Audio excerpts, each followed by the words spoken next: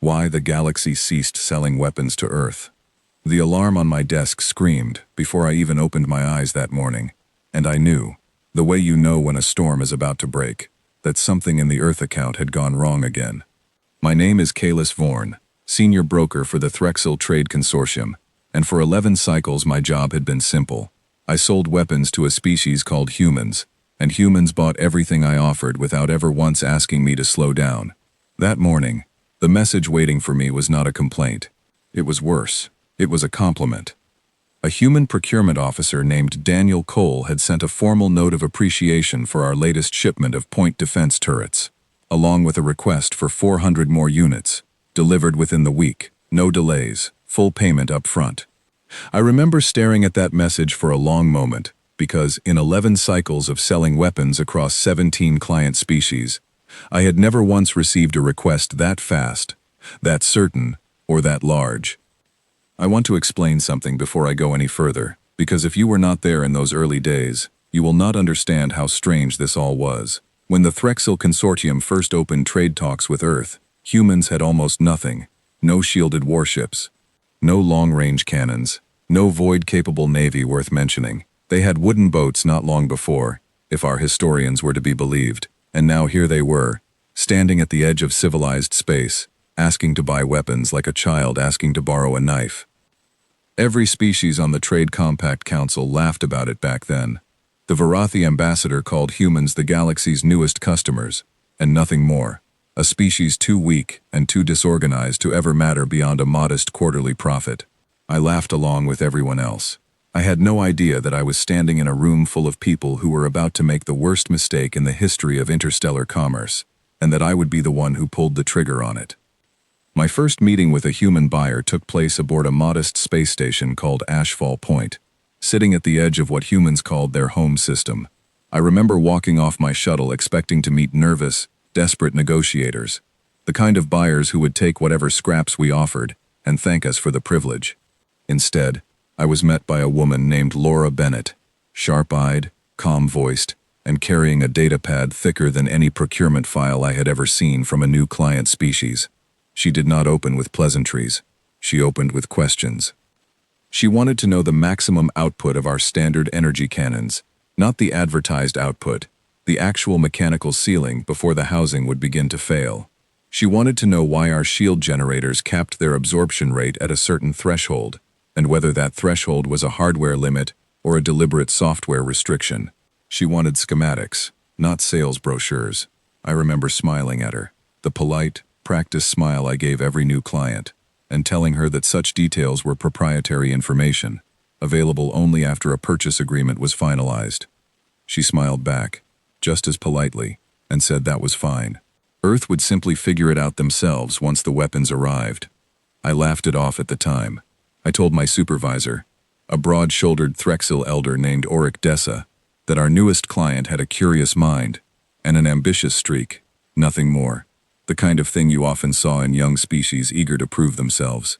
Auric nodded, unconcerned, and told me to close the deal quickly before a rival consortium noticed the opportunity sitting unclaimed at the edge of known space. So I closed the deal. It was the easiest contract of my career. Humanity purchased an entire generation of outdated Threxil hardware, the kind of equipment other species considered obsolete.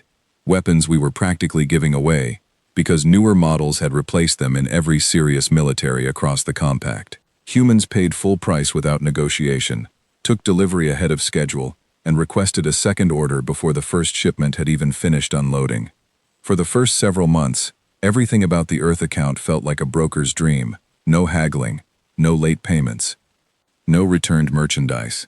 Every ship that came through Ashfall Point to collect a shipment, arrived on time, was loaded efficiently, and departed without incident. My quarterly numbers climbed higher than they ever had before, and my superiors began mentioning my name in meetings with something that almost resembled respect. I should have paid closer attention to what happened after each shipment left our hands, because that is where the trouble was quietly beginning to grow. The first sign came from a routine inspection report, the kind of paperwork nobody actually reads unless something goes wrong. A returning cargo vessel had stopped at Ashfall Point for standard maintenance, and one of our technicians, a methodical young Threxil named Senek Uvra, noticed something strange about the outer casing of the point defense turrets it was carrying for repair. The casing had been opened, not damaged, not tampered with in a careless way, but carefully, precisely opened, examined, and resealed with a level of skill that suggested someone had wanted to understand exactly how the weapon worked, down to its smallest internal component. Senek flagged it as unusual and sent the report up the chain. Nobody acted on it. I did not act on it either, though I read the file myself and felt a small, uneasy twist somewhere behind my ribs that I chose to ignore, because ignoring it was easier than asking questions that might slow down a very profitable account. A few weeks later, I received a request from Laura Bennett that finally forced me to pay attention. She wanted access to our decommissioned prototype division, the department that handled experimental weapons systems too unstable or too costly for standard production. These were not for sale. They had never been for sale, to any species, under any circumstances. I told her this clearly, expecting her to accept the answer the way every other client always had.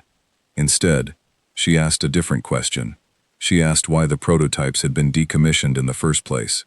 Was it a matter of cost, or a matter of safety concern, or something else entirely? I remember sitting across from her aboard Ashfall Point, in a quiet meeting room lit by soft blue light, trying to find the right words to explain something that had never needed explaining before. I told her that some weapons were retired not because they failed, but because they succeeded too well, and that the compact had long-standing agreements about restraint, about keeping the balance of power stable across known space so that no single conflict could spiral beyond control. She listened carefully, nodded once, and thanked me for my honesty. Then she asked whether Earth was bound by those same agreements, given that humanity had only recently joined the compact and had not been present when those restraint policies were first written. I did not have a good answer for her. Nobody had ever asked me that question before, because no other species had ever wanted to. That night, back in my quarters, I pulled up the full history of our dealings with Earth for the first time since the account had opened.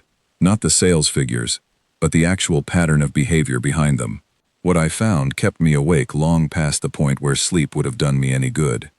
Every weapon we had sold to Earth had returned for maintenance faster than expected, and every time, our technicians noted small, precise modifications that had not been part of the original design. Cooling systems adjusted, power regulators bypassed in ways that should have caused instability, but somehow had not. Targeting software altered with a level of understanding that suggested someone on Earth had studied our systems more deeply, in less time, than species who had been using this technology for generations. None of it was sabotage. None of it violated the terms of our sales agreement. It was something else entirely, something I did not yet have a word for, though I would find one soon enough. I brought my concerns to Auric the following morning, laying out the maintenance reports one after another across his desk, like a hand of cards nobody wanted to play.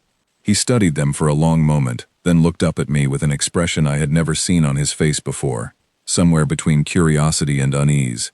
He asked me a simple question. Had any of the modified weapons ever failed, or malfunctioned, or caused harm to their operators? I checked. Not one. Every single modification had made the equipment perform better, not worse. Faster response times, greater accuracy. Systems that should have overheated within minutes, instead, ran cool for hours. Whatever humans were doing to our weapons, they were not breaking them. They were improving them, correcting flaws we had built into the design on purpose. Flaws meant to keep the equipment within safe, predictable limits. Auric sat back in his chair and said something I have never forgotten, because it turned out to be the truest thing anyone said about Earth in those early days. He said that most species, when they receive a new tool, learn to use it the way it was meant to be used. Humans, it seemed, could not help but ask what the tool was truly capable of, and then find a way to reach that limit themselves, whether anyone gave them permission or not. I laughed nervously and said that curiosity was hardly a threat. Auric did not laugh with me. He told me to keep watching the account closely, and to report anything else unusual directly to him, rather than filing it through the normal channels where it might sit unread for months. I agreed, mostly to ease my own growing discomfort, though I still believed, in the deepest part of myself, that this was nothing more than an unusually curious species, making the most of what little we had given them. I told myself that every species had its quirks. The Varathi were obsessive about ceremony. The Doskari never trusted written contracts, insisting on verbal agreements sealed with elaborate rituals. Perhaps humans were simply obsessive about understanding their tools down to the last detail. It was strange, but strange was not the same as dangerous. I clung to that belief for longer than I should have, because the alternative was too uncomfortable to sit with. The alternative was that we had opened a door we did not fully understand, and handed the keys to a species who had spent every moment since learning exactly how far that door could be pushed open. Over the following weeks, the requests from Earth grew larger and more specific. Laura Bennett stopped asking for standard equipment entirely and began requesting detailed technical consultations, offering generous payment for our engineers to explain, in careful detail, the theoretical limits of our shield technology, our propulsion systems, our weapons platforms. My superiors, delighted by the additional revenue these consultations brought in, approved almost every request without hesitation. I sat in on several of those sessions myself, and I remember watching human engineers listen to our specialists with an intensity that unsettled me more than any argument or complaint ever could have. They did not interrupt. They did not challenge our explanations. They simply absorbed everything we told them, took careful notes, and asked one final question at the end of nearly every session that I began to dread hearing. They always wanted to know what would happen if a particular safety limit were removed entirely. Our engineers, flattered by the attention and eager to demonstrate their expertise, usually answered honestly. They explained the theoretical outcomes, the risks, the reasons those limits existed in the first place. I watched the human engineers nod along, thank our specialists politely, and leave each session with exactly the information they had come for. I did not understand yet what they were building toward. None of us did. We were too pleased with the profits, too comfortable in our assumption that Earth remained exactly what it had been on the day we first met them. A modest, under-equipped species, grateful for whatever scraps of technology we chose to offer. It would not stay that way for long, and the first sign that everything was about to change arrived not from Earth itself, but from a quiet border region on the far edge of human territory, where a single ship called the Meridian was about to teach the galaxy a lesson none of us were prepared to learn. The report about the Meridian reached my desk 3 days after it happened, and even then, it came through as a minor incident notice, the kind of routine paperwork that crosses a broker's desk a dozen times a cycle without ever demanding a second glance.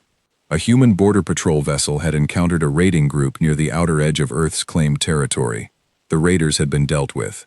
No human casualties. End of report. I almost filed it away without reading further. What made me pause was a small notation near the bottom of the page, added by a Threxil logistics officer stationed at a nearby relay station. The raiding group had been armed with Threxil-manufactured weapons, the same generation of hardware we had sold to Earth. And according to the officer's brief note, the outcome of the encounter did not match anything our combat simulations would have predicted. I requested the full incident file that same afternoon, and Auric, when I told him what I had found, insisted on reading it with me, rather than waiting for a summary. The raiding group had been a modest one, 4 vessels, lightly armored, the kind of opportunistic pirates who preyed on undefended trade routes rather than engaging serious military targets. They had encountered a single human ship, the Meridian, a border cutter smaller than any one of the 4 raiders it now faced. By every reasonable calculation, the Meridian should have retreated, called for reinforcement, or at best fought a defensive action long enough to survive until help arrived. Instead, according to the sensor logs recovered from the wreckage, the Meridian had engaged all 4 vessels directly, and within 11 minutes, every raider ship had been disabled beyond any hope of continued combat. Not destroyed outright, which alone was unusual, since most engagements between mismatched forces ended in total destruction of the weaker side, rather than careful disabling of the stronger one. Disabled! Precisely! Systematically! As though whoever commanded the Meridian had studied not just how to win the engagement, but how to end it with exactly the outcome they intended, down to which systems on each enemy ship would be knocked offline first. I traveled to the debris field myself, alongside a small technical team, because I needed to see the evidence with my own eyes before I could bring myself to believe the reports. What I found there stayed with me long after we returned to Ashfall Point. The 4 raider vessels drifted silent in the dark, their weapon systems methodically stripped of function, their engines disabled in ways that suggested deliberate, careful targeting rather than the chaotic damage of an ordinary battle. One ship had its shield generator disabled through a single precise strike to an access panel so small that hitting it from any meaningful firing distance should have been a matter of pure chance. It was not chance. The Meridian's sensor logs, which our technical team recovered from the wreckage of a support drone, showed a targeting solution calculated and executed in under 2 seconds. I asked the lead technician on my team, a careful young Threxil named Vesa Korn, how a crew using our own weapons systems could achieve accuracy like that. Our own combat manuals did not describe targeting solutions this refined. Our own pilots, trained for cycles on this exact hardware, could not reliably replicate what a single human crew had apparently done without hesitation, in the middle of live combat, against 4 separate targets simultaneously. Vesa had no answer for me. Neither did anyone else on the team. I filed my report honestly, describing exactly what we had found, and recommended that the consortium open a formal review of the Meridian incident before continuing further arms sales to Earth. I remember feeling, as I submitted that report, a genuine sense of relief, the belief that finally, someone above me would take this seriously and slow things down until we understood what we were truly dealing with. My report disappeared into the same bureaucratic silence that had swallowed every warning before it. I later learned it had been filed alongside 11 other similar incidents from different sectors, each one describing human crews performing beyond any reasonable expectation, using nothing more than standard Threxil equipment, each one dismissed individually as an isolated anomaly, a statistical outlier, nothing worth interrupting a profitable trade relationship over. It was Auric who finally showed me the pattern those individual reports had been hiding. He called me into his office one evening, long after most of the station had gone quiet, and spread 11 data pads across his desk, each one displaying a different incident report from a different corner of human space. Border skirmishes, encounters with hostile independent fleets, one confrontation with a small mercenary company that had, according to their own recovered logs, believed they were facing a numerically superior force rather than the single lightly armed human vessel that had actually engaged them. Every incident showed the same pattern: standard equipment, extraordinary results, precision that should not have been possible from crews who had only been operating this technology for a handful of cycles. I asked Auric what he thought was happening. He was quiet for a long moment before he answered, and when he finally spoke, his voice carried none of the confidence I was used to hearing from him. He said that every species that had ever purchased weapons from the consortium learned to operate them competently within a reasonable time frame. Some learned quickly, some learned slowly. None of them, in the entire recorded history of the consortium's dealings across dozens of client species, had ever demonstrated this particular pattern, where the equipment itself seemed to perform beyond its own specifications, simply because of who was holding it. I suggested, cautiously, that perhaps human engineers had simply found a way to refine our targeting software, the same way they had been refining everything else we sold them. Auric shook his head slowly. He had already checked. The software on the Meridian, according to the wreckage analysis, was almost entirely unmodified from the standard version we had shipped. Whatever accounted for that impossible targeting solution had not come from a piece of code. It had come from whoever was making the decisions in the middle of that fight. I did not want to believe what he was suggesting, because the implication sitting quietly underneath his words was more unsettling than any technical anomaly could have been. He was suggesting that the gap between human potential and human performance was not a matter of technology at all. It was a matter of instinct, of raw natural capability that our weapons had simply been waiting, this entire time, for the right hands to unlock. I brought this concern to my next scheduled meeting with Laura Bennett, framing it as a routine follow-up regarding the Meridian incident, though we both understood exactly why I was really there. She listened to my carefully worded questions about the engagement with polite attention, and when I finished, she gave me an answer I did not expect. She told me that the crew of the Meridian had trained extensively using simulated combat scenarios, based on the exact specifications we had provided during our technical consultations. They had studied the theoretical limits of our weapons systems, the same limits our own engineers had explained to them in careful detail, and had simply trained themselves to operate at the edge of those limits, rather than comfortably within them, the way most crews across the galaxy were taught to do, for the sake of safety and predictability. I asked her why Earth's military doctrine differed so dramatically from every other species we had dealt with. She considered the question for a moment, and then gave me an answer that I have turned over in my mind many times since. She said that humanity had spent most of its history without the luxury of comfortable margins. Every advantage they had ever gained, in every conflict throughout their history, had come from pushing available resources as close to their absolute limit as possible, because the alternative had too often been losing entirely. It was not recklessness, she said. It was necessity, turned into instinct, turned eventually into doctrine, and now, for the first time, given tools capable of matching that instinct rather than restraining it. I left that meeting with a knot of unease, sitting heavy in my chest, because I finally understood what Auric had been trying to tell me. We had not simply sold weapons to a new client species.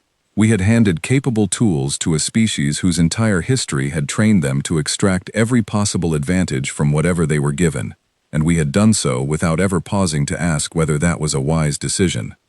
The consortium leadership, when Auric and I finally brought our combined concerns before the full board, listened politely, and then largely dismissed us. A rival broker, an ambitious Varathi named Doran Kessel, argued loudly that our unease was nothing more than misplaced anxiety over a client species that was, by every measurable standard, an extraordinary commercial success.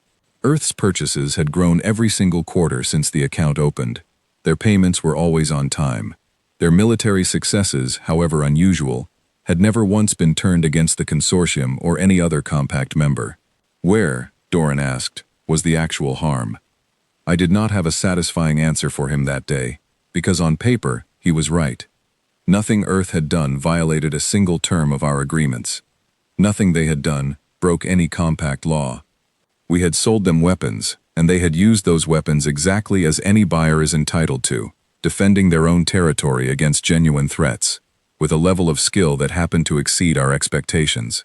But Auric said something in that meeting that silenced the room for a long moment, and it is the reason I remember that day so clearly, even now. He said that the entire foundation of the Compact's arms trade rested on a quiet, unspoken assumption that no client species would ever become dramatically more capable with our weapons than we ourselves were. That assumption had held for every species we had ever dealt with, for longer than anyone in that room had been alive. It was not a written law. It did not need to be, because no one had ever imagined it could be broken. Humanity, he said, had just broken it, quietly, without violating a single rule, simply by being better with our own tools than we were. The room went silent after that, and for the first time since the Earth account had opened, I saw genuine uncertainty on the faces of consortium leaders, who had spent their entire careers believing they understood exactly how the balance of power across known space worked. Nobody voted to slow down the Earth account that day. The profits were too significant, and the violation, if it could even be called that, was too abstract to justify halting a relationship that remained, by every official measure, entirely successful. But something had shifted in that room, a quiet unease that would only grow heavier over the following months, as reports like the Meridian incident stopped being rare anomalies and started becoming a pattern too consistent to ignore, no matter how much profit continued to flow through the Earth account. I returned to my quarters that night and pulled up the original data pad from my very first meeting with Laura Bennett, the one where she had asked me why our safety limits existed in the first place. I read her questions again, all of them, in the new light of everything I now understood, and I finally recognized what I had missed on that very first day. She had not been asking out of simple curiosity. She had been mapping the exact boundaries of what we were willing to give her, so that her people could spend the following months quietly, patiently, teaching themselves to stand on the other side of every single one of those boundaries. The modifications began appearing in earnest during the season we later came to call the quiet buildup, though at the time none of us had a name for it at all. It simply felt like the natural continuation of everything that had already happened, another small step in a pattern we had grown almost used to, even as that pattern continued to unsettle every technician who handled returning human equipment. A cargo transport arrived at Ashfall Point carrying a shipment of standard reaction drives, sent back under warranty for what the accompanying paperwork described as routine efficiency inspection. Our maintenance division, led by a meticulous engineer named Henry Dawson from an entirely different account, happened to walk past the receiving bay and stopped cold at what he saw sitting open on the inspection table. I want to be clear that Henry did not work on the Earth account. He handled propulsion systems for 3 unrelated client species, and he had no particular investment in whatever strange things Earth's engineers had been doing with our hardware. He simply recognized, immediately and without hesitation, that something about the internal configuration of these drives did not match anything in our official specifications. He requested access to the full technical file, and when our systems flagged him as unauthorized for the Earth account, he came directly to my office instead, datapad in hand, clearly troubled by what he had seen. He explained that the coolant routing inside the reaction drives had been rerouted entirely, bypassing 3 separate safety interlocks that existed specifically to prevent the drive core from exceeding its rated thermal ceiling. In every other species we had ever sold this technology to, removing those interlocks would result in catastrophic core failure within minutes of sustained operation. It was not a theoretical risk. It was documented, tested, and understood clearly enough that the interlocks had become a mandatory component in every unit we manufactured, regardless of client. According to the flight logs bundled with the shipment, these particular drives had been operating well beyond their rated thermal ceiling for extended periods, repeatedly, over the course of several weeks, without a single core failure. I brought Henry's findings to Auric immediately, and together we requested a full technical review from our own propulsion engineering division. The department that had originally designed the safety interlocks, Earth's engineers had somehow bypassed without triggering the very failure those interlocks existed to prevent. The review took nearly 2 weeks, and the engineer who eventually presented the findings, a careful and somewhat nervous specialist named Grace Whitfield, delivered her report with the tone of someone who did not entirely trust her own conclusions. She explained that Earth's engineers had not simply removed the safety interlocks. They had replaced them with an entirely new cooling architecture, one that used a combination of redundant heat exchangers and a dynamic power throttling system that adjusted output in real time based on core temperature, rather than relying on a fixed ceiling the way our original design had. It was, she admitted, a more sophisticated solution than the one we had originally built, though it came with a significant trade-off. It required constant, precise monitoring and adjustment that our own automated systems were never designed to handle. I asked her the obvious question: if the system required that level of constant monitoring, how had human crews managed to operate it reliably enough to avoid a single core failure across weeks of sustained use? Grace hesitated before answering, and when she finally spoke, her voice carried the same uneasy note I had heard in Auric's voice weeks earlier during our conversation about the Meridian. She said that as far as she could tell, human crews were not relying on automated systems to manage the throttling at all. They were doing it manually, in real time, making constant micro-adjustments throughout active operation, the kind of sustained attention and split-second decision-making that our own engineering standards considered impractical for any crew to maintain reliably over long durations. I remember sitting in that meeting room, listening to Grace explain, in careful technical language, that humans had essentially decided the safest way to operate our equipment beyond its intended limits was to simply pay closer attention to it than anyone else ever had, and to trust their own reflexes to catch problems before automated safety systems would have even registered a warning. It should not have worked. By every standard our engineers understood, it should not have been possible for organic crews to sustain that level of attention and precision across the durations these logs described, and yet the evidence sitting in front of us proved, undeniably, that it had worked, consistently, across multiple vessels and multiple crews, for weeks at a time. This pattern repeated itself across nearly every category of equipment we had sold to Earth. Shield generators returned with modified capacitor arrays that allowed brief, controlled overloads well beyond rated capacity, timed, and managed with a precision that our own systems could not reliably replicate. Point defense turrets returned with targeting software rewritten to prioritize predictive interception rather than reactive tracking, a method our own doctrine considered too computationally demanding for practical combat use, and yet Earth's engineers had apparently found a way to make it work, using processing hardware no more advanced than what we had originally shipped them. I began keeping a private file of these incidents, separate from the official reports that continued to disappear into the consortium's indifferent bureaucracy. I wanted a complete record, in my own words, of exactly what we were watching unfold, because I had started to suspect that no one else was going to take the time to understand it properly before it was too late to matter. It was during this period that I requested a second meeting with Laura Bennett, though this time I brought a colleague along, a quiet, thoughtful analyst named Sophie Lane, who had recently transferred to our division from the consortium's Strategic Assessment Office. Sophie had a gift for asking questions in ways that made people comfortable enough to answer honestly, and I hoped her presence might help me understand what I still could not fully grasp on my own. We met aboard a human transport station this time, our first visit to a facility built and operated entirely by Earth rather than the neutral ground of Ashfall Point. I remember being struck, walking through those corridors, by how quickly the station itself had grown since our first contact. What had once been a modest, barely functional outpost now hummed with the organized activity of a fully operational hub, filled with engineers and technicians, moving with the confident efficiency of people who understood exactly what they were building toward.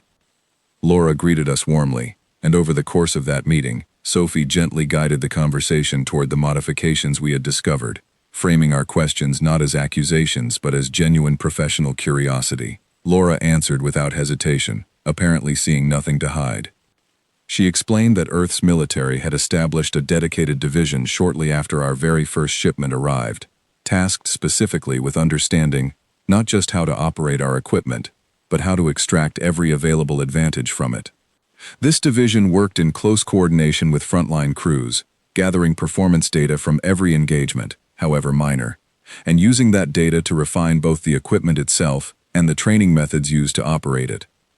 Sophie asked whether this level of sustained, coordinated effort was typical of Earth's approach to newly acquired technology in general, or whether it had been specifically directed at Threxil equipment for some particular reason. Laura considered the question for a long moment before answering, and her response was one I have thought about often in the years since. She said that humanity had a long history of treating any new tool as an opportunity, rather than a finished product, regardless of who had built it, or for what original purpose. It was not, she insisted, anything specific to us or to our equipment. It was simply how humans approached everything they were given, whether it was a piece of technology, a scientific theory, or a strategic problem. They did not accept limitations as permanent facts. They treated every limitation as a question waiting to be answered. I asked her, as gently as I could manage, whether Earth's military leadership understood how far outside normal compact practice this approach had already taken them, and whether they had considered how other species might eventually respond to it. She looked at me for a long moment, and something in her expression softened slightly, as though she understood exactly why I was asking, and did not resent the question. She said that Earth had joined the compact fully aware that they were the weakest member of it, and that this awareness had shaped every decision they had made since. They had no intention of remaining weak, not out of any hostility toward the compact or its members, but simply because no species, in her words, willingly chooses to remain vulnerable when given the opportunity to become otherwise. Every modification, every training program, every carefully extracted advantage was, she said, simply Earth, ensuring it would never again find itself in the position it had occupied on the day we first met, a species with nothing, standing hopeful and unarmed, at the edge of a much larger, much older community. I left that meeting with a strange, unfamiliar mixture of admiration and dread sitting side by side in my chest, a combination I had never experienced in 11 cycles of dealing with client species across the breadth of known space. I admired, genuinely, the discipline and ingenuity Earth had shown, and yet I could not shake the growing certainty that we had fundamentally misjudged what kind of species we were dealing with from the very beginning. Sophie voiced the thought that had been sitting quietly in my own mind for weeks, as our shuttle pulled away from the human station and the vast dark curve of Earth's home system spread out beneath us. She said that every other species the consortium had ever sold weapons to had approached those weapons as a means to an end, a tool to secure safety, or territory, or advantage over a specific rival. Humans, she said, seem to approach weapons as something closer to a puzzle, a problem to be solved completely, exhaustively, without any obvious point at which they intended to stop. I did not have an answer for her that would have made either of us feel better, and I remember watching Earth grow smaller behind us through the shuttle window, wondering, for the first time since this account had opened, whether the profits we had earned from this relationship would eventually be remembered as the wisest decision the consortium had ever made, or the single greatest miscalculation in the history of the entire compact. The formal request arrived on a quiet administrative day, tucked among dozens of routine communications, and I almost missed its significance entirely on the first read. Laura Bennett was requesting access to our decommissioned prototype division once again, except this time the request came with something new attached, a proposal for what she called a joint development partnership, offering Earth's engineering resources in exchange for limited access to designs the consortium had shelved as too unstable for standard production. I brought the proposal to Auric immediately, expecting him to reject it outright the way he had every similar request before. Instead, he sat with it for a long time, turning the datapad over in his hands, before finally admitting something that surprised me more than the proposal itself. He said that the consortium's own engineering divisions had quietly begun studying the modifications recovered from returned human equipment, not out of concern, but out of genuine professional interest. Several of Earth's solutions, he admitted, were more elegant than anything our own engineers had developed in cycles, and there was growing pressure from within the consortium's technical leadership to formalize a research relationship that could benefit both sides. I remember feeling a strange chill at hearing this, because it meant the conversation had shifted entirely. We were no longer simply worried about how skillfully Earth used the weapons we sold them. We were now being asked whether we should actively help them become more capable still, in exchange for insights that might improve our own technology for every other client species across the compact. The proposal went before the full board within the month, and this time, the debate was far more heated than the quiet dismissal we had faced after the Meridian incident. Doran Kessel, the ambitious Varathi broker who had argued so forcefully in favor of expanding Earth's account, championed the partnership enthusiastically, framing it as an unprecedented opportunity for mutual technological advancement. Several other board members, drawn by the promise of innovations that could be sold across every client relationship the consortium maintained, seemed genuinely persuaded. I spoke against it, though I understood, even as I did so, that my objection carried little practical weight against the sheer scale of profit and technical advantage being promised. I explained, as clearly as I could, everything Auric, Sophie, and I had documented over the preceding months, the pattern of modifications that consistently exceeded our own engineering standards, the unsettling combination of curiosity and capability that had defined every interaction with Earth since our very first meeting. I argued that granting them formal access to our most advanced and least stable designs was not a calculated risk. It was an invitation for them to do to our prototype division exactly what they had already done to our standard equipment, except with technology none of us fully understood the danger of in the first place. The vote, when it finally came, was close. Closer than I expected given how enthusiastically the partnership had been championed.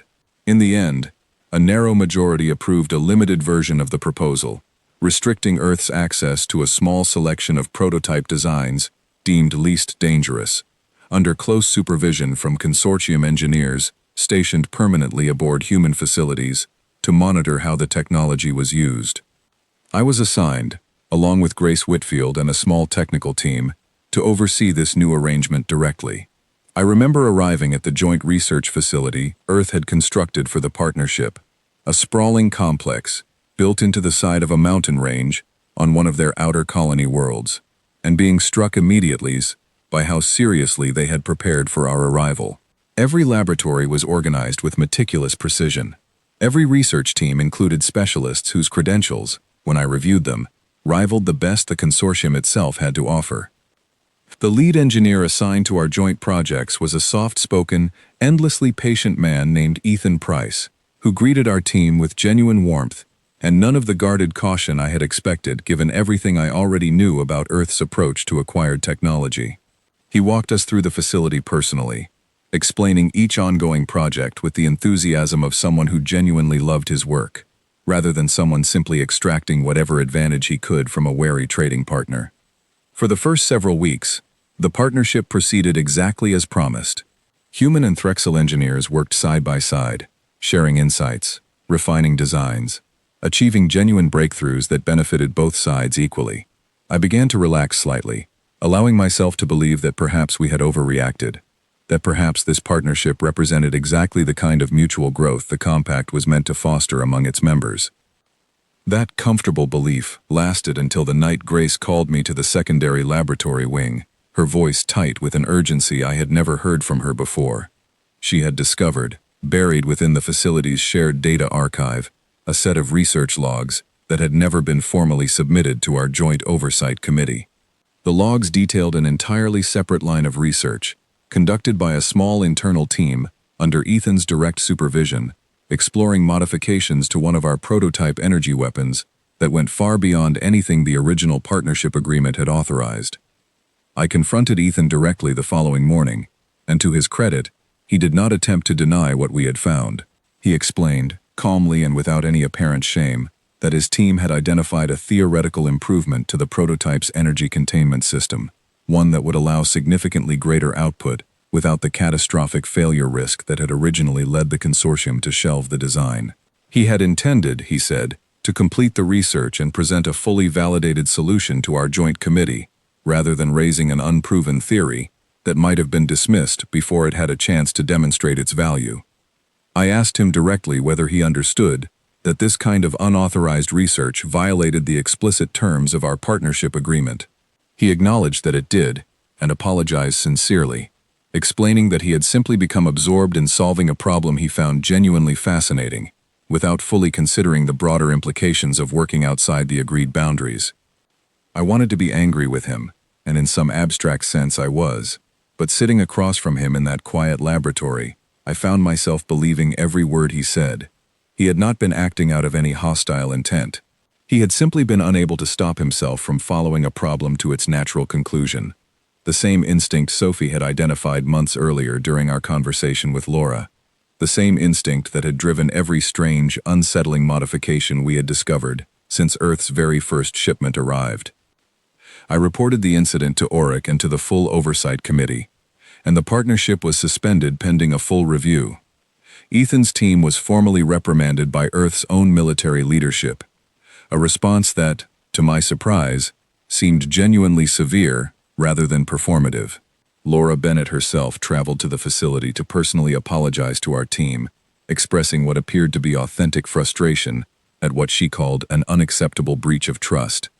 I believed her sincerity then, and I still believe it now. I do not think Earth's leadership orchestrated Ethan's unauthorized research as some calculated act of deception. I think, instead, that we had finally encountered the true nature of what we were dealing with, not a deliberate strategy of manipulation, but something closer to an inescapable cultural instinct, a species so fundamentally incapable of leaving an unsolved problem alone that even direct, formal restrictions could not entirely contain it.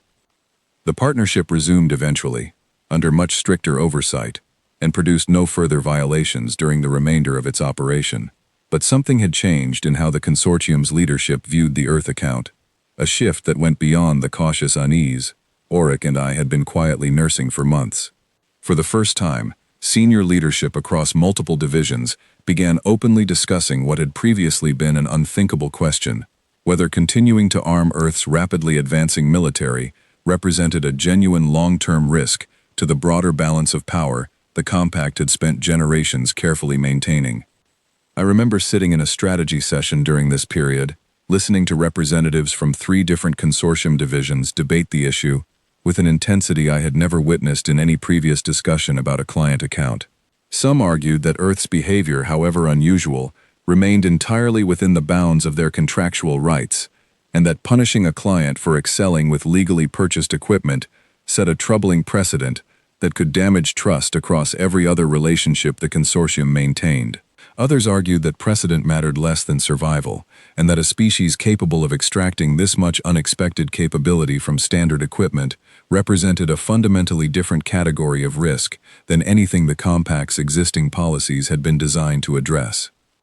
No consensus emerged from that meeting, or from the several that followed it over the coming weeks, but I noticed, gradually, that the tone of every conversation about Earth had shifted from curiosity and cautious profit-seeking toward something closer to genuine strategic concern.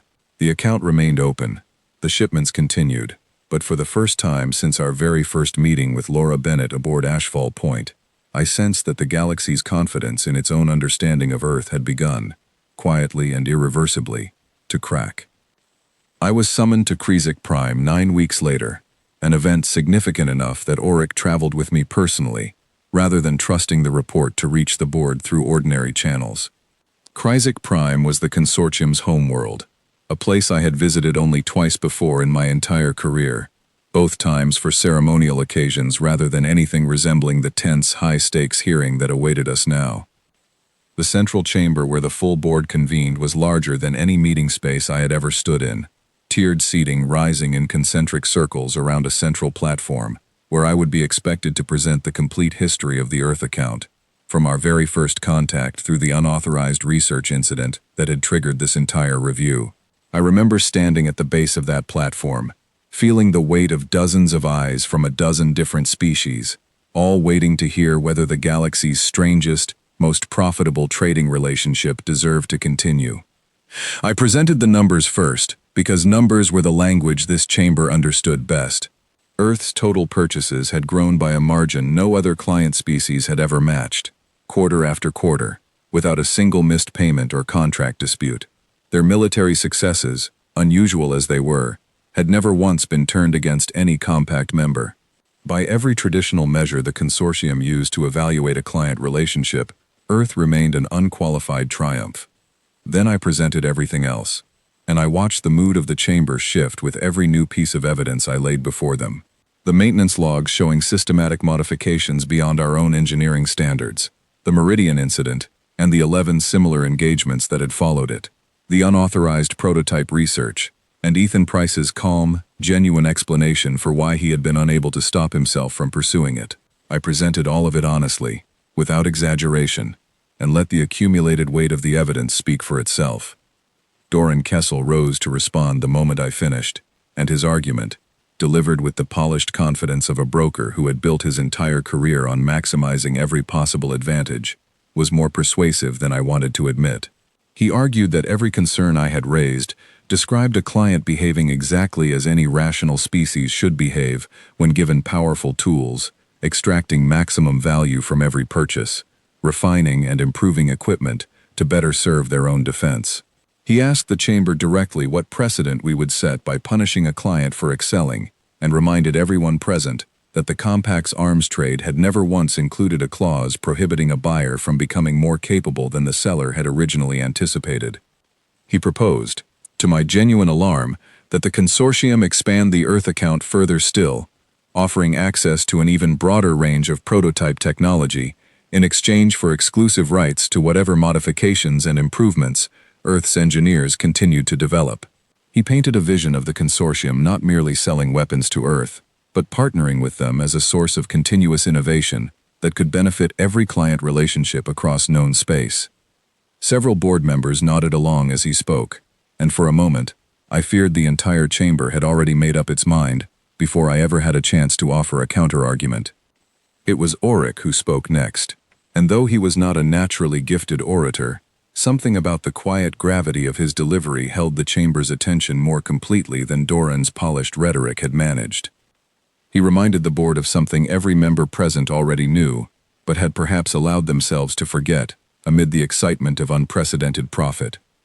The entire architecture of the Compact's arms trade rested on an assumption so old, so deeply embedded in consortium practice, that it had never once needed to be written into formal policy. No client species, in the Compact's recorded history, had ever become dramatically more capable with our own weapons than the engineers who originally designed them. This assumption was not a rule. It was a foundation, the quiet, unspoken bedrock beneath every calculation the consortium made about how much power it was safe to place in any single client's hands.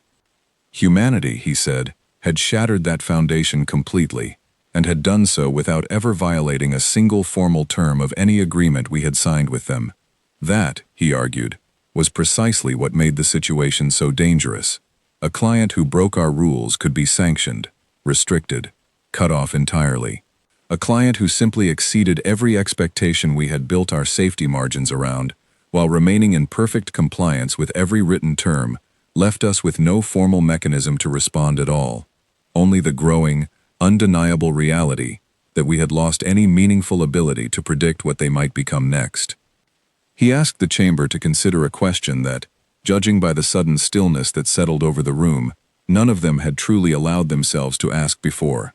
If Earth had achieved this level of capability, using nothing more than our oldest, most outdated equipment, purchased under the most restrictive terms the consortium had ever offered a new client, what might they become if given years more time and continued access to increasingly advanced technology before anyone chose to intervene?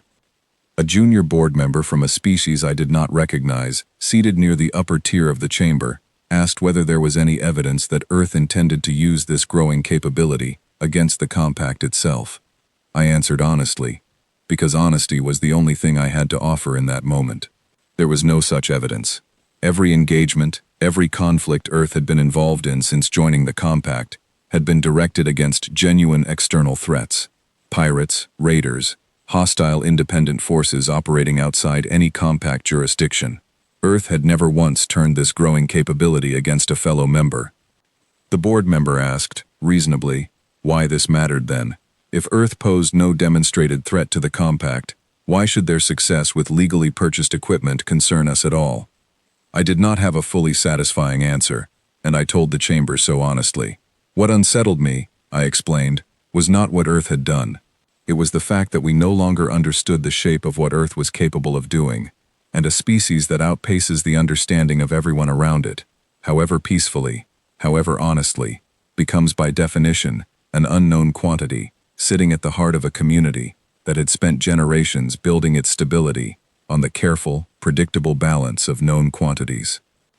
The debate continued for the better part of that day, swinging back and forth between Doran's vision of continued expanding partnership and Oryx's growing case for caution. I watched species after species rise to speak, some persuaded by the profits Doran promised, others visibly unsettled by the pattern Oryx had laid before them so plainly.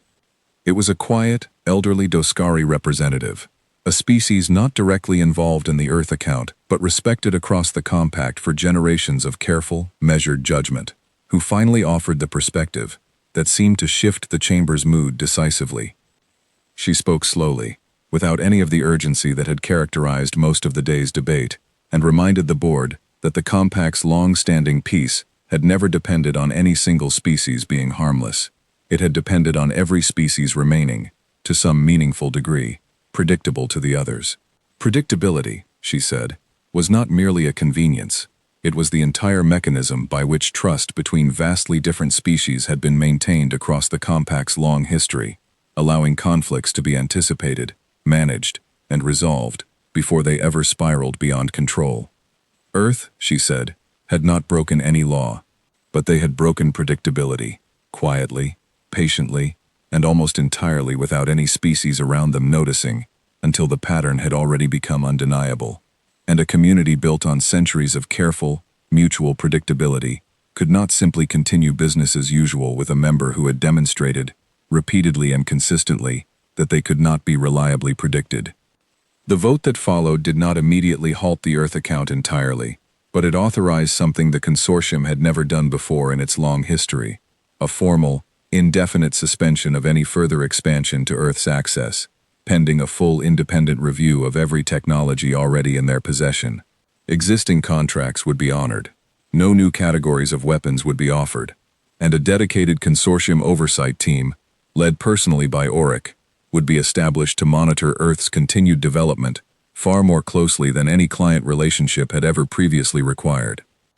I left Kryzik Prime that night feeling neither triumphant nor relieved, only exhausted, and quietly certain that this compromise, however reasonable it seemed to the board, would not be enough to contain whatever we had already set in motion.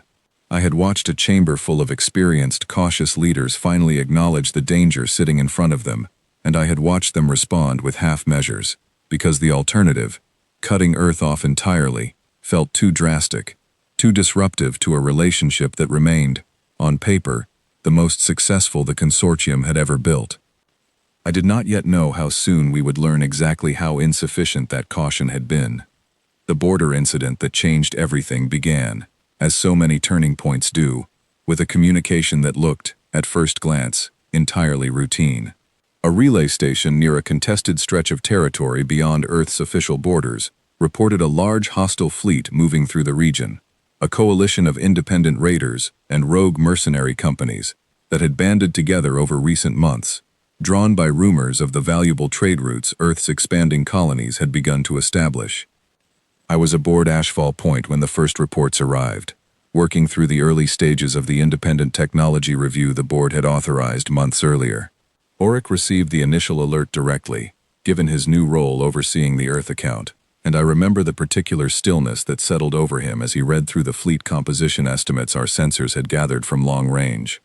The hostile coalition numbered 43 vessels, a mixture of raider ships and repurposed mercenary craft, organized with more discipline than the scattered pirate groups Earth had previously encountered. It was, by any reasonable measure, a serious threat, large enough that our own analysts predicted it would take a substantial coordinated defense to repel without significant losses. Earth's response fleet, when it arrived at the border to intercept the coalition, numbered 18 vessels. I remember staring at that number on the display in front of me, certain at first that I had misread the report.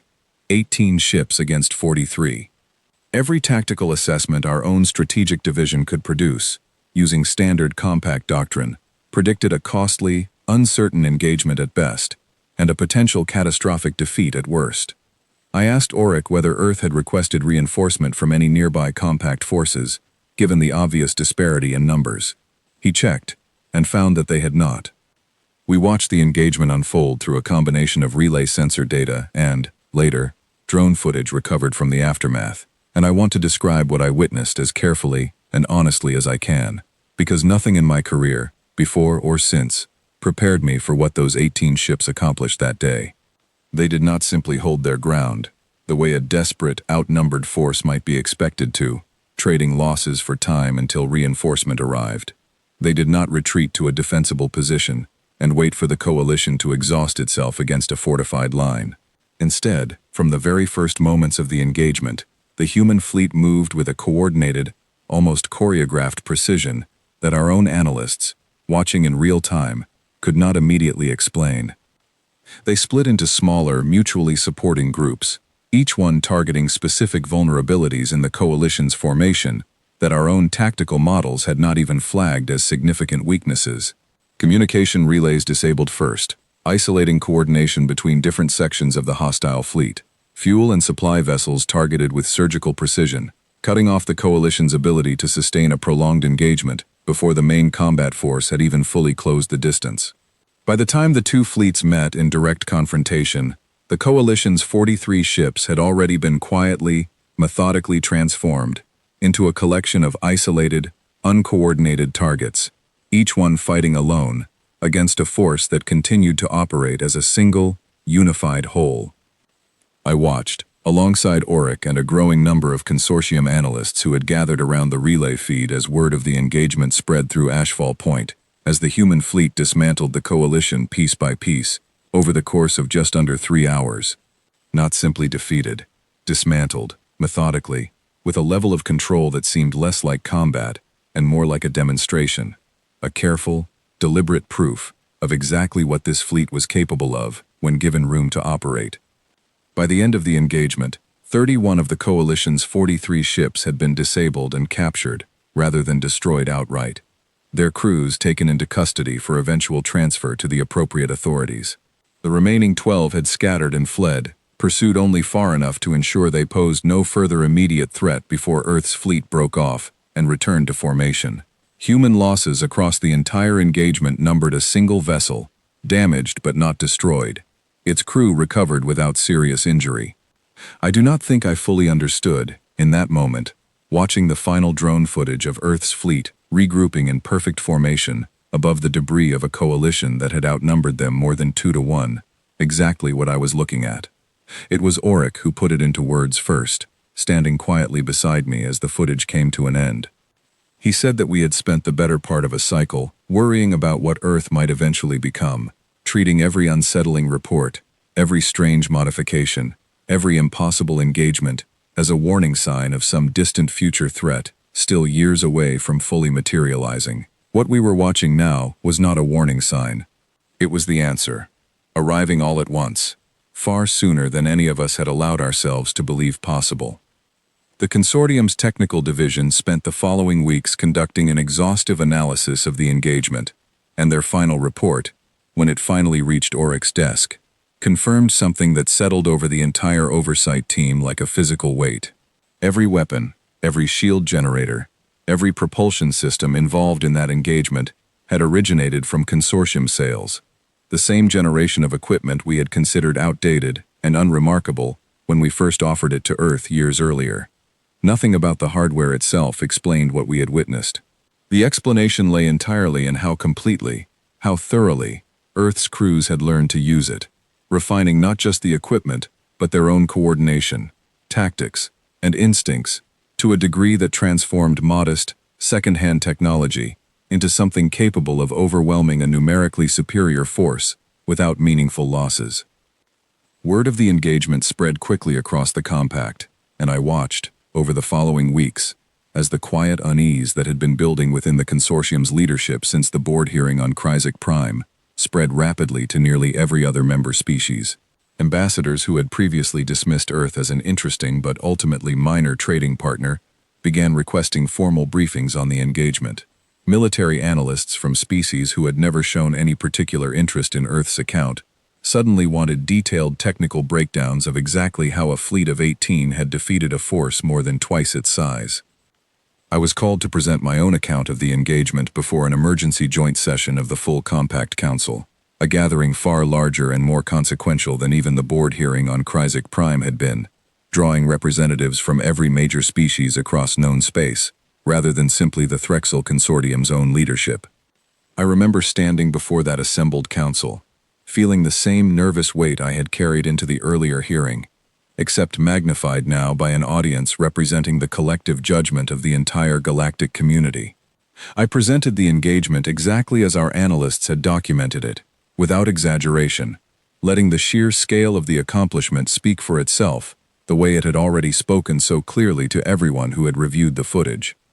When I finished, a Varathi military advisor, a species with a long and storied history of successful interstellar conflict, rose to ask a question that I believe captured the mood of the entire chamber more precisely than any other moment in that long, difficult session.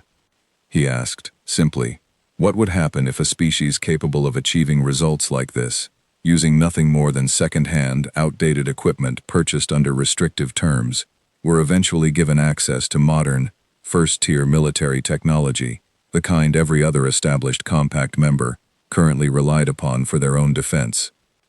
Nobody in that chamber had a confident answer, and the silence that followed his question stretched long enough that I felt it settle physically into the room, a shared, unspoken recognition that had been building quietly for months, and had finally, undeniably, arrived.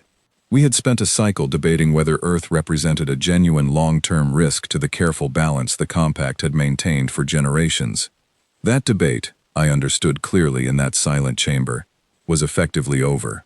The only remaining question was what the assembled species intended to do about it, and how quickly they could act before the answer to the Varathi advisor's question became something none of us had any choice left but to discover firsthand. The council reconvened 3 days later, giving every represented species time to consult with their own governments, before returning to render a final judgment on what had, by then, become the single most discussed topic across the entire Compact. I spent those 3 days aboard Ashfall Point, reviewing everything Auric, Sophie, Grace, and I had documented over the preceding cycle, preparing to answer whatever questions the council might raise before they reached their decision. When the session resumed, the mood in the chamber had shifted from the uncertain, searching tone of our previous meeting to something far more resolved. Species after species rose to present their own findings, and I realized, listening to representative after representative describe patterns strikingly similar to everything we had documented within the Threxel account, that Earth's behavior with our equipment had not been an isolated pattern unique to their relationship with the consortium. Every species that had sold Earth even modest amounts of technology, however limited, reported some version of the same story. Equipment returned modified beyond original specifications. Engagements resolved with results that defied every reasonable tactical projection. A consistent, unmistakable pattern of a species that treated every tool it was given, not as a finished product, but as a foundation to be built upon without any apparent ceiling. The Doskari representative who had spoken so memorably during the earlier consortium hearing rose once again, and this time she did not speak with the careful, measured caution of someone still weighing an uncertain decision. She spoke instead with the quiet finality of someone presenting a conclusion the entire chamber had already, independently, reached on their own. She proposed a formal, compact-wide suspension of all weapons sales to Earth, effective immediately, alongside a comprehensive review of every piece of military technology already in Earth's possession. She was careful to frame the proposal not as a punishment, but as a necessary pause, a recognition that the Compact's collective understanding of Earth's true capabilities had fallen so far behind reality that continuing to supply increasingly powerful technology without a complete reassessment would be, in her words, an act of profound and unjustifiable recklessness toward the stability every member species depended upon. The vote that followed was not unanimous in the way legends would later describe it, though it came remarkably close, closer than any vote in the recorded history of the Compact Council. A small handful of species, Doran Kessel's faction prominent among them, argued forcefully against the suspension, warning that it risked damaging trust with a member species that had, after all, never once violated a single formal agreement, and that punishing a species for its own competence set a troubling precedent that could unsettle relationships across the entire Compact. Their objections were heard, debated, and ultimately overruled by an overwhelming majority who had, by that point, reached the same quiet conclusion Auric had first voiced to me so many months earlier. The suspension passed, becoming the first species-wide arms embargo in the Compact's long history, and I was given the difficult, deeply uncomfortable task of personally delivering the news to Laura Bennett, the woman who had first walked into my life aboard Ashfall Point, asking careful, pointed questions about the actual limits of our safety systems. I traveled to Earth's Central Diplomatic Station alone, without Auric or any of the technical team who had shared this long, strange journey with me, because I felt, somehow, that this particular conversation deserved to happen without an audience. Laura met me in the same quiet meeting room where we had first discussed the Meridian incident all those months earlier, and I remember how calm she remained as I explained, as clearly and respectfully as I could, the Council's decision and the reasoning behind it. I expected anger. I expected, at the very least, disappointment or frustration at losing access to technology that had served Earth so well throughout their rapid rise. What I received instead was something I have carried with me ever since, a quiet, knowing smile, and a simple expression of gratitude for everything the consortium had already provided. She told me that Earth's leadership had, in fact, anticipated this moment for some time, watching the growing unease among compact species with the same careful attention they applied to everything else. She said that Earth had never expected the arrangement to last indefinitely, and that they had used every year of access wisely, building not just a stockpile of modified equipment, but a foundation of knowledge, expertise, and institutional capability that would continue to grow long after the flow of new technology had stopped. I asked her honestly whether she believed Earth had learned enough during that time to continue advancing on their own, without further outside assistance. She considered the question for a long moment before answering, and her response has stayed with me clearly in every year since. She said that humanity had never truly needed the consortium's weapons to become capable. What they had needed was simply the opportunity, however limited, to prove to themselves what they were already capable of becoming, and that opportunity, once given, could never fully be taken back, no matter what decisions any council might reach afterward. I returned to Ashfall Point that evening and filed my final report on the Earth account, closing out the strangest, most consequential chapter of my entire career. I wrote, in the concluding section of that report, a line that Auric later told me had been quietly circulated among consortium leadership for months afterward, repeated in strategic briefings across the compact, as a kind of cautionary lesson for how future first contact relationships should be approached. I wrote that we had not simply sold weapons to a new client species.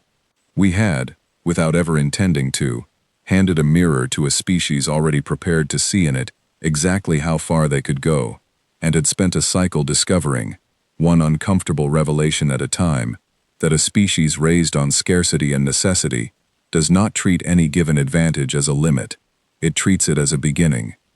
The embargo held for years afterward, and Earth, true to what Laura had told me that final afternoon, continued advancing steadily on its own, using the foundation those years of consortium technology had provided to build increasingly capable systems of their own design, developed entirely within their own borders, without any outside assistance at all. Reports of Earth's continued growth reached the compact periodically over the following years, each one greeted with a quiet mixture of respect and lingering unease that never fully faded, even as formal relations between Earth and the wider compact gradually stabilized into something resembling ordinary diplomacy. I still think, sometimes, about that very first meeting aboard Ashfall Point, about Laura Bennett's calm, careful questions regarding the actual limits of our safety systems, questions I had dismissed at the time as simple curiosity from an eager new client. I understand now what I could not understand then, that she had not been asking on behalf of a desperate, under-equipped species grateful for whatever scraps we chose to offer. She had been asking on behalf of a species that had spent its entire history treating every limitation as temporary, every ceiling as something to eventually be broken, and every tool it was ever given as an invitation to discover exactly how far that tool, and the people wielding it, could ultimately be pushed. We sold Earth weapons because, on the day we met them, they had nothing, and every instinct built across generations of consortium trading practice told us that a species with nothing would remain grateful, predictable, and permanently dependent on whatever we chose to provide. We were right about the grateful part. We were catastrophically wrong about everything else. And that, in the end, is why the galaxy stopped selling weapons to Earth. Not because they broke a single rule, or betrayed a single agreement, or turned a single weapon against the community that had armed them. They simply became something none of us had ever accounted for in all our careful calculations of risk and profit. A species that could not be handed a tool without discovering exactly what that tool was truly capable of, and exactly what they themselves might become once they finally understood the answer.